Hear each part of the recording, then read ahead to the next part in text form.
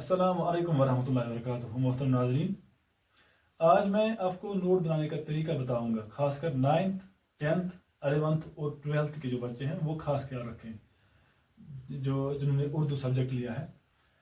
हमें मिसाल के तौर पर हमें दास्तान की तारीफ करनी होती है। हम क्या करते हैं, दास्तान की तारीफ चंद सत्रों में करके हम उसके बाद आगाज़ व इर्तिका लिखने लगते हैं, जो कि गलत बात है।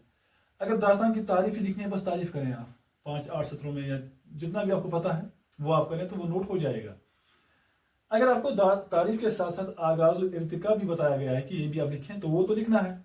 तो तारीफ पहले पैराग्राफ में आएगी, पहले इक्तिबास में, और दूसरे इक्तिबास में आप फिर उसका आगाज़ व इर्तिका लिख सकते हैं। लेकिन ज़्यादातर 10th में हम देखते हैं कि सिर्फ तारीफ होती है। लेकिन जब हम नोट्स देखते हैं, जो नोट्स मुरवजा हम देखते हैं जो हमारे आसपास मौजूद है इंस्टेंट नोट्स की सूरत में, तो वहाँ पर अक्सर और बेशतर तारीफ थोड़ी होती है और आगाज़ इर्तिका बाद में होता है कि फलां जगह ये कहानी लिखी गई, दिल्ली में ये लिखी गई ये कहानी वहाँ पर। तो वो गलत बात है। तो इस तरह आपने नोट बनाए, हमने यहाँ पर सिर्फ तारीफ की है। तारीफ की वजह से क्या करना है, आपको सिर्फ पॉइंट्स याद रखने हैं, उसके बाद उसको इलाबरेट खुद कर सकते हो एग्जाम में, या आप ये पॉइंट्स भी लिख सकते हैं। बस थोड़ा बहुत चेंज करना है, इसको 2-3 अल्फाज शायद ऐड करने पड़े बस। मिसाल, पहला पॉइंट है तवील कहानी। दास्तान तवील कहानी होती है, इसमें कई कहानियां होती है, सिलसिलावार चलती है, या फिर खुद लिख सकते हो।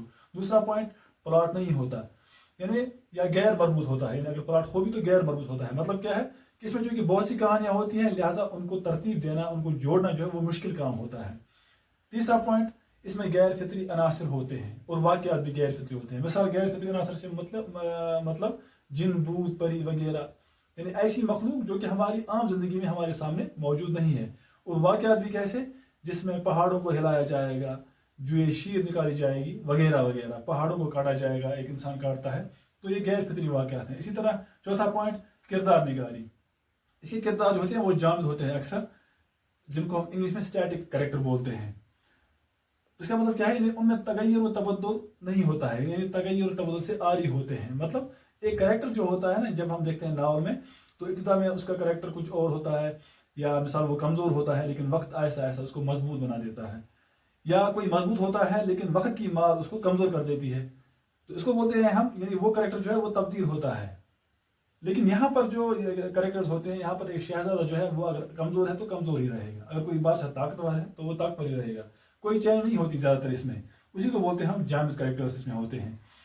पांचवा पॉइंट, मुआशरत की मुरक्का कशी, यानी मुआशरत के बारे में बताया जाता है। इसमें दास्तान में यह पता चलता है कि मुआशरा कैसा था उस वक्त, तहजीब व तमद्दुन जिसको आप बोलते हैं वो कैसा था, तहजीब व तमद्दुन, रस्म व रिवाज, खाना पीना, उठना बैठना वगैरह। और छठा पॉइंट, मिसाल मंजर निगारी, पहाड़, दरिया, रेगिस्तान, आब हवा, यानी जिस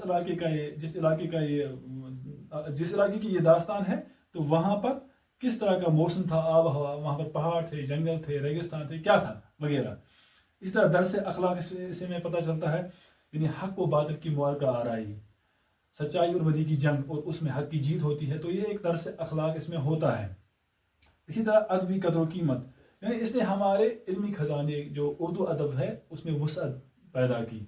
मुख्तलिफ दास्तानों को तर्जमा किया गया है, चाहे वो दास्तान अंग्रेज़ी की थी या फारसी की थी या अरबी की थी, तो उनको तर्जमा करके या नई कहानी बना के हमारे अदब में वसअत पैदा हो गई। ज़ुबान व बयान, तो ज़ुबान व बयान इसकी ज़्यादातर मुश्किल ही होती है। रंगीन इबारत आराई, मुसज्जा, मुकफ़ा जिसको हम बोलते हैं, नसर इसमें ज़्यादातर होती है। मुश्किल ज़बान आप आसान तरीके में याद रखें।